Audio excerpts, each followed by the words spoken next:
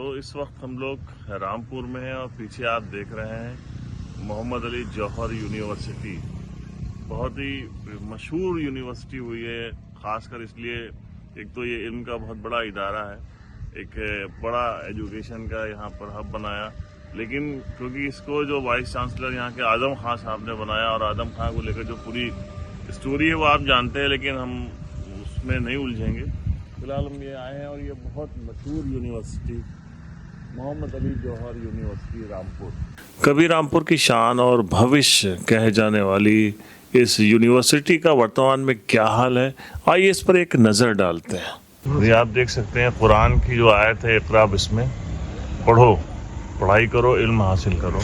ये आप देख सकते हैं मोहम्मद अली जौहर यूनिवर्सिटी की जो खूबी, इसके जो गेट हैं, इसमें आपको गुरुद्वारा भी दिखाई देगा, इसमें आपको मस्जिद, इसमें आपको क्रिश्चियनिटी का साइड मिलेगा। तो सारी चीज़ें इसके एंट्रेंस गेट पे ही बनी हुई हैं, एंट्रेंस पे ही आपको मिल जाएंगे। और बड़ी आलीशान बिल्डिंग किस तरीके से बहुत प्लानिंग के साथ इनको बनाया गया है। लेकिन फिलहाल यहाँ पे बिल्कुल सन्नाटा पसरा हुआ है और यहाँ पे ये पार्किंग का निर्माण किया जा रहा था, शेड्स बनाए भी गए थे, लेकिन उसके पास ही ऐसे ही उजड़ा हुआ पड़ा हुआ है। ये देखिए यहाँ पे क्लासेस होते हैं, बीटेक के क्लासेस होते हैं, बहुत कुछ नज़ारा आपको दिख सकता है यहाँ पर। लेकिन क्योंकि आजम खान साहब जेल में हैं और उनके जेल में जाने के बाद जो इसकी हालत है वो आप देख सकते हैं क्या है। काफ़ी कुछ वीरानियाँ भी यहाँ नज़र आ रही हैं, सब जगहें पड़ी हुई हैं, लेकिन अभी इनमें क्लासेस स्टार्ट नहीं हो पाई हैं। तो ये देखिए हम आपको दिखाते हैं मोहम्मद अली जौहर विश्वविद्यालय रामपुर। इसका शिलान्यास हुआ था रफ़ीकुल मुल्क आली जनाब मुलायम सिंह यादव साहब, जो कि मुख्यमंत्री थे उत्तर प्रदेश के, उनके दस्ते मुबारक से अमल में आया और इसकी अध्यक्षता की थी इज्जत माब मोहम्मद आदम खान साहब। ये जो यहाँ लिखा हुआ है संसदीय कार्य एवं नगर विकास मंत्री, और सोमवार 18 सितंबर 2006। ये आप देख सकते हैं, ये चौक है यहाँ पर। ये आप देखिए आदम खान साहब को बड़ा शौक था एंटीक गाड़ियों का और वो लेके आए थे यहाँ पर दुनिया के अलग अलग जगहों से। और इस बिल्डिंग की हालत आप देख सकते हैं कैसे, किस तरीके से ये सब कंस्ट्रक्शन कहाँ पे रुका हुआ है सब। ये जो गुरुद्वारा पे लगा रहता है पंजाबियों का, ये सब बहुत ही अलग अलग। और क्या वो हम जहाँ तक निगाह जा रही वो भी इसी वो दूर दरा ये बिल्डिंग जो है वहाँ पर, वो आप देख सकते हैं कितनी बड़ी यूनिवर्सिटी। और अलीगढ़ यूनिवर्सिटी उससे बड़ा एरिया यहाँ पे है। ये आप देख सकते हैं mother Teresa institute of paramedical sciences, mother Teresa के नाम से बनाया गया। तो हम आपको दिखाते आ रहे हैं ना कि किस तरीके से, किस मिली जुली संस्कृत, मिली जुली सभ्यता का ध्यान रखा गया था यहाँ पर। ये एक बिल्डिंग है जो पीछे आप देख सकते हैं, रेजिडेंस हॉल इसको कहा जाता है।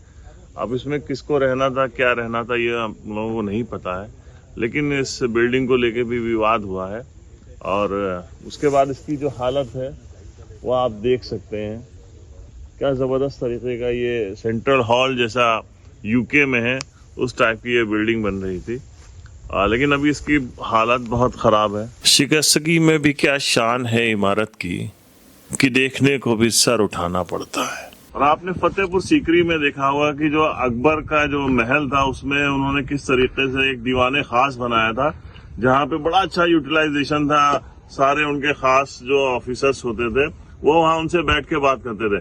ऐसे हम आपको दिखा रहे हैं पीछे, आप ये देखिए, ये पानी की टंकी है और पानी की टंकी को किस खूबसूरत ढंग से बनाया गया है। इसके चारों तरफ ऑफिसेस बना दिए गए हैं और जिनके अंदर ये था कि सारे ऑफिस रहेंगे एक जगह, एक और उसमें सारे काम आपके एक ही बिल्डिंग में एक ही फ्लोर पे हो जाएंगे। तो ये बनाया गया, इसमें लिफ्ट भी लगाई गई है और क्या बढ़िया डिजाइन आप देख सकते हैं। और आजम खान जो मिनिस्टर थे उस वक्त के, उन्होंने पूरा दिल लगाया था इस बिल्डिंग को, इस विश्वविद्यालय को, इस यूनिवर्सिटी को बनाने में। और आने वाली जो नस्लें हैं 100, 200, 300 साल जब तक भी विश्वविद्यालय चलेगा तब तक के लिए होता है, बच्चों के फ्यूचर के लिए होता है। तो क्या हाल है, लेकिन अभी इस वक्त इसका ये आप अंदाजा लगा सकते हैं यहाँ पे जो था किसी एक जाति के लिए नहीं था, सब के लिए था। हिंदू बच्चे के लिए भी वही सहूलत है, मुस्लिम बच्चे के लिए वही सहूलत है, सरदार बच्चे के लिए वही सहूलत है, जो भी ईसाई हैं उनके लिए वही सहूलत है। वह एक सी फीस रखी, कम फीस रखी गई थी यहाँ पर।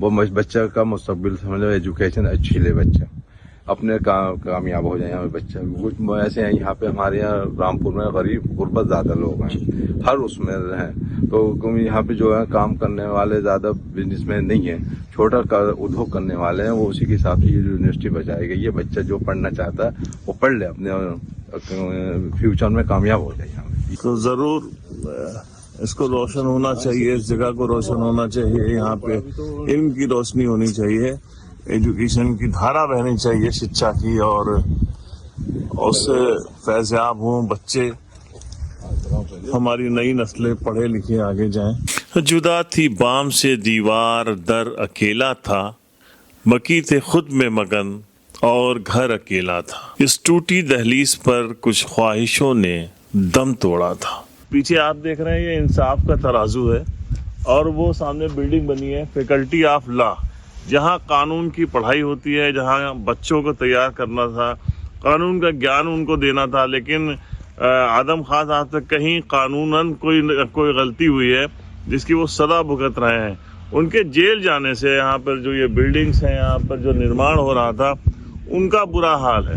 ये सब देखिए, अगर आपने ऑक्सफोर्ड यूनिवर्सिटी की बिल्डिंग्स देखी हैं, ब्लॉक्स देखे हैं, तो आप अंदाजा लगा सकते हैं कि क्या चीज यहाँ बन रही थी, क्या स्टार्ट किया गया था, और अभी सारे काम रुके हुए हैं। फिलहाल तो इन ब्लॉक्स में पूरी वीरानियत नजर आ रही है, लेकिन मुझे तो ये समझ में आता है कि कोई भी सरकार है, किसी पर्टिकुलर किसी के खिलाफ कार्रवाई हो, वो होनी चाहिए या हो सकती है अगर वो कानून के दायरे में है, लेकिन ये सारी चीजें आगे कैरी ऑन होनी चाहिए, क्योंकि ये बच्चों के फ्यूचर के लिए, बच्चों के मुस्तकबिल जो है ना, इससे बच्चों का फ्यूचर जो है इसमें जुड़ा हुआ है।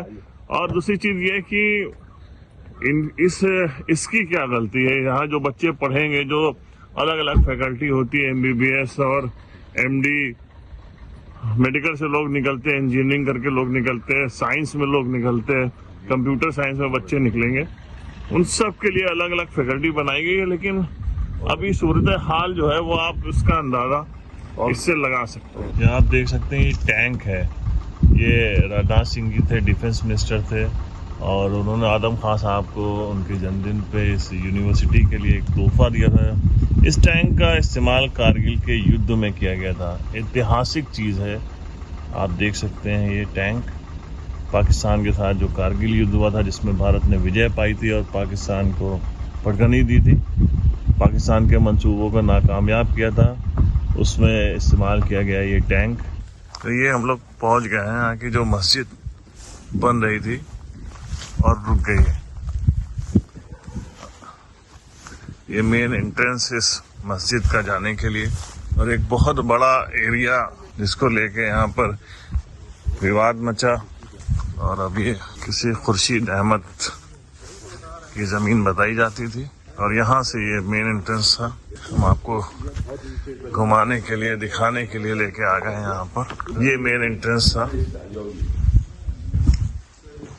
इस मस्जिद का, ये सहन था, इधर ये मीनार बन रही थी इसकी, आप देख सकते हैं। ये देखिए अभी तक इसका स्ट्रक्चर भी लगा हुआ है ऐसे ही, इसके ऊपर से जाके अजान होनी थी। और बाकी आप इसके दर और अंदर की जो ये इधर वजू खाना और ये आयतें लिखी हुई थी, ये देखिए अंदर का। तो ये अंदर का एरिया है, मस्जिद का एरिया है, बहुत बड़ा इसे ये एरिया है जहाँ पर 10,000 लोग बताते हैं कि एक साथ नमाज पढ़ने की व्यवस्था की गई थी। क्या जबरदस्त तरीके से, किस तरीके से इस मस्जिद को बनाया जा रहा था। तो जो सूरत हाल है यहाँ की हमने आपको दिखाया। 2006 में जब ये ड्रीम प्रोजेक्ट जो आदम खां का था वो स्टार्ट हुआ था, तो उस वक्त का भी नज़ारा आपने देखा, कैसे लंदन की वो बग्घी आई थी, मुलायम सिंह उसके ऊपर बैठ के आए थे जो चीफ मिनिस्टर हुआ करते थे, और कितने बड़े एरिया में इस यूनिवर्सिटी की शुरुआत हुई थी। वक्त बदलता गया, सरकारें बदल गईं, आदम खां की सरकार चली गई, दूसरी सरकारें आई। उसके बाद आदम खां का विवाद चल रहा था यहाँ के जो नवाब हैं उनसे, दोनों की आपस की लड़ाई होती रही छोटे छोटे इश्यूज पे। उन्होंने कहा कि उनका बहुत सारे सामान जो थे कीमती बेशकीमती सामान थे वो अपनी पावर से आदम खान ने ले लिया और उसका इस्तेमाल इस यूनिवर्सिटी में करने लगे। कुछ जमीनों को लेकर बड़ा विवाद हुआ, कुछ शत्रु संपत्ति को लेकर विवाद हुआ और उसका नतीजा क्या निकला कि ये सारी चीजें विवादों में आ गई। आज इस यूनिवर्सिटी का स्वरूप बड़ा बदला होना चाहिए था, कंप्लीट होना चाहिए था। वो सिर्फ इसलिए मैं कह रहा हूं कि यहाँ के जो बच्चे हैं, यहाँ पढ़ने वाले जो बच्चे हैं, जो स्टूडेंट हैं, जो छात्र हैं, जो पूरे हिंदुस्तान से यहाँ आएंगे, पढ़ेंगे, लिखेंगे और अपना मुस्तकबिल, अपना फ्यूचर बनाएंगे, उनके लिए दिक्कतें। आदम खां आज हैं और उनकी जो उम्र है वो भी 20-30 साल के हैं, लेकिन यहाँ का जो एजुकेशन का सिलसिला होगा वो सदियों का होगा, तो वो न प्रभावित हो, यही अपनी दुआ है। ये यूनिवर्सिटी कायम रहे, फले फूले यहाँ से बच्चे निकले, गरीब बच्चे जिन्हें हायर एजुकेशन मिलने के संसाधन यहाँ पर सारे रखे गए हैं वो उनको मिले, उनका फ्यूचर बने। और अभी एक हम आपको दिखाते हैं एक नज़ारा थोड़ा सा। ये आप देख सकते हैं कि पीछे का जो ब्लॉक है वो सब आप देख सकते हैं। बहुत बड़ी यूनिवर्सिटी है, इसके पीछे से एक फ्लाईओवर भी निकल रहा है जो कि कहते हैं यूपी का सबसे बड़ा फ्लाईओवर है, वो इस बिल्डिंग के पीछे है। तो बहुत आप आएंगे कभी यहाँ देखेंगे तो इसके नज़ारे भी आपको दिखाएंगे। इसकी जो खुशहाली के दिन थे वो भी आपने देखे, जो इस यूनिवर्सिटी के बदहाली के दिन हैं वो भी आप देख रहे हैं। जिम्मेदार कौन है, सवाल ये नहीं है।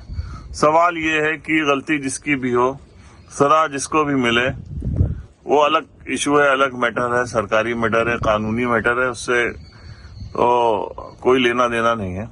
लेकिन इसके दिन बहुत रहे, इस विश्वविद्यालय के दिन बहुत रहे, इस तालीम गाह के दिन बहुत रहे, इस एजुकेशन हब के जो है वो दिन अच्छे हों, यही हमारी कामना है। ये देख रहे हैं जालियां, ये संगमरमर की जालियां हैं और इस बिल्डिंग में जो ये बनाई जा रही थी ये 100 फीट ऊपर है जमीन से, और जहां से अजान देने का सिस्टम रखा गया था बिना किसी माइक के। तो ये अपने आप में सारी नायाब चीजें हो रही थी और इसकी इंजीनियरिंग है वो भी बड़ी गजब की। बड़ी हाइट पे हम लोग गए, 70-80 फीट पे पहुंच गए थे, लेकिन थोड़ा आगे जो है जीने अभी क्षतिग्रस्त हो गए हैं, टूट गए हैं, इस वजह से हम ऊपर नहीं जा पाए बहुत ऊपर। लेकिन मतलब कमाल की जगह, कमाल का काम हो रहा था, कारीगरी कमाल की थी, दिमाग कमाल का लगा था, इंजीनियरिंग गजब की थी। लेकिन फिलहाल ये सारा गजब, सारा कमाल जो है वो इसलिए रुका हुआ है क्योंकि कमाल करने वाला सलाखों के पीछे है। तो पॉलीग्राफ के लिए परवेज अहमद की रिपोर्ट।